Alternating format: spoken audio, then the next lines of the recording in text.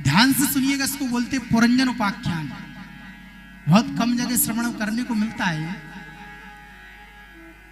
देखिए, दो मित्र थे। ध्यान से समझेंगे तो कथा समझ में आएगी, नहीं तो ऊपर से जाएगी आप। दो मित्र थे, पुरंजन और अविज्ञात। इनके बीच में बड़ा प्रेम। एक दिन अविज्ञात से पुरंजन ने बोला, भैया चलो कहीं घूमने चले।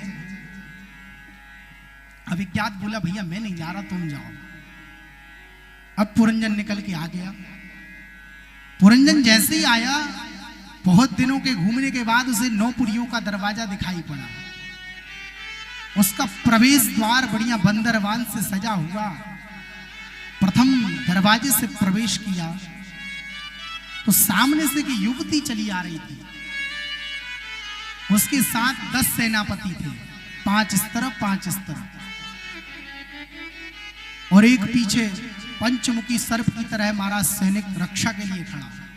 ऐसे 11 सैनिक कुल मिलाकर के खड़े। गया, देवी से पूछा, देवी आप कौन, और ये आपके बाजू में ये कौन है? कहने लगे, मैं इस महल की रानी हूं और ये मेरे दास लोग हैं, सेवा में रहते हैं। अभी तक मेरा विवाह नहीं हुआ। तुम कौन? बोले, मेरा नाम पुरंजन। विवाह तो देवी मेरा भी नहीं हुआ। अब दोनों के बीच में महाराज बातें हुई और दोनों ने विवाह कर लिया। अब वह पुरंजनी में इतना मस्त रहने लगा। पुरंजनी हंसे तो पुरंजन हंसे, पुरंजन रोए तो पुरंजनी रोए तो पुरंजन रोए। क्वचिद्वापि गायत्रा रुदत्या रुदते क्वचित्, क्वचित् संज्ञा हसती जलयुद्धा मनुजान्यति। कभी रोए तो ये भी रोने लगे, कभी हंसे तो ये भी रोने लगे। ऐसी स्थिति दोनों के बीच में जब बनी तो उसमें इतना आसक्त हो गया कि 1 मिनट के लिए उस युवती को ना छोड़े। शास्त्र में ऐसा नियम है, अंते मति सा गति। अंत में मनुष्य जो सोचता है वही बन जाता है।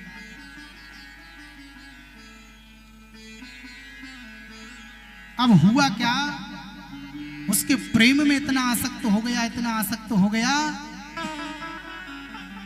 उसके बिना रह ना पाए। अब एक जरा नाम की युवती और थी, कालकूट के समान, बिल्कुल काली कलूटी। ये रास्ते से निकल के जा रही थी। चंडवेग नाम के दैत्य को इसने अपना भैया बना लिया। कहने लगे, मुझे इस पुरी पर हमला बोलना है। कहला, देवी तुम चिंता मत कर बहन, मैं तेरे साथ हूं। इसने भी कुछ सैनिक दिए, बोले जाओ इस पुरी पर हमला करो। ध्यान से श्रवण करिए, बिल्कुल सावधान होकर सुनिएगा। साथ में लिया और पुरी पर हमला बोल दिया। तो सबसे पहले महाराज जो पुरंजन के आसपास पुरंजनी के 5-5 सैनिक थे, पहले उनको निपटाया और अंत में पुरंजन को पकड़ करके महाराज गोविंदाय नमो नमः। लेकिन अंत में पुकारता रहा पुरंजनी को, तो अगले जन्म में युवती ही बन गया। और दूसरे जन्म में जब इसका पति मर गया तो सती की भांति चिता पर जाकर के रोने लगा। अब ध्यान दीजिए, अविज्ञात को लगा बहुत दिन हो गए पुरंजन को गए हुए, अभी तक लौटा नहीं है। अविज्ञात ढूंढने के लिए आया, और जो ढूंढने आया पुरंजन से कहा, पुरंजन तो मुझे भूल गए क्या? बोले, आप कौन? अरे भैया तुम मुझसे कह के आया था सालों पहले कि मैं घूमने जा रहा हूं, सालों हो गए अभी लौटा नहीं है वापस। मैं तेरा मित्र अविज्ञात, जो दिव्य ज्ञान का सिंचन किया। अरे मित्र, मैं तो यही फंस के रह गया। तब जाकर के अविज्ञात फिर लौटा के वापस गया। कथा समझ में आई सबको? बताइए, नहीं आई होगी। अब इसके अर्थ को समझिए जब कथा समझ में आएगी। पुरंजन और अविज्ञात कौन है? पुरंजन है जीवात्मा, अविज्ञात है परमात्मा। उस परमात्मा ने मनुष्य से कहा, भैया ये संसार बना है, इसमें घूमना चाहते हो? तो हमने कहा हाँ बिल्कुल। भगवान ने कहा याद रखना, जा तो रहे हो लेकिन फंसना मत ज्यादा चक्करों में। हमने कहा नहीं प्रभु आपको नहीं भूलेंगे। और निकल पड़े। और जैसे ही आए तो हमें 9 पुरियों का ये द्वार दिखा। कौन सा? मनुष्य शरीर। अब इसमें प्रथम द्वार जो बंदर द्वार बनी थी, तो ये दांत नहीं दिखे ऊपर नीचे के, प्रथम द्वार तो यही मुंह हो गया। तो यही 9 पुरियों का द्वार हमको भी पसंद आया। अब 9 पुरियों का कैसे? तो 9 छिद्र हैं हमारे अंदर, 2 नाक, 2 आंख, 2 कान, मुंह, 7 मल और मूत्र। कितने हो गए? 9 छिद्रों का ये 9 पुरियों का द्वार हमें पसंद आ गया। हमने इसे अपना बना लिया। अब इसके अंदर एक युवती हमें भी मिली, उसके साथ 10 साथी उसके भी थे। कौन कौन? जो 11 उसके सैनिक थे। तो 5 कर्मेंद्रिय, 5 ज्ञानेंद्रिय और 1 मन। ऐसे ही है ना। अब इसको अपन ने अपना मान लिया और इससे विवाह कर लिया बुद्धि से। अब मन कहता है बेटा ये खाओ, खाने लगे। मन कहता है ये करो, करने लगे। जैसा मन कहे वैसा हम करने लगे। जरा नाम है बुढ़ापे का, ध्यान दीजिए।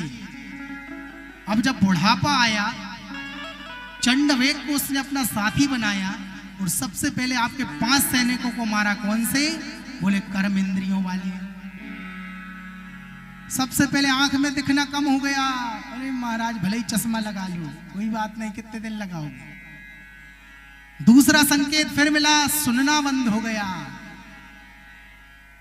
फिर उनने मशीन लगा लो, वो भी कुछ दिन। फिर उनने कहा वेदांती बना दिया, भगवान ने दांत ले लिए। तीसरा संकेत फिर दिया परमात्मा ने, बेटा अभी भी समझ जा। नहीं माने। उस पुरंजनी के साथ हम भी मस्त हैं अपने अंदर।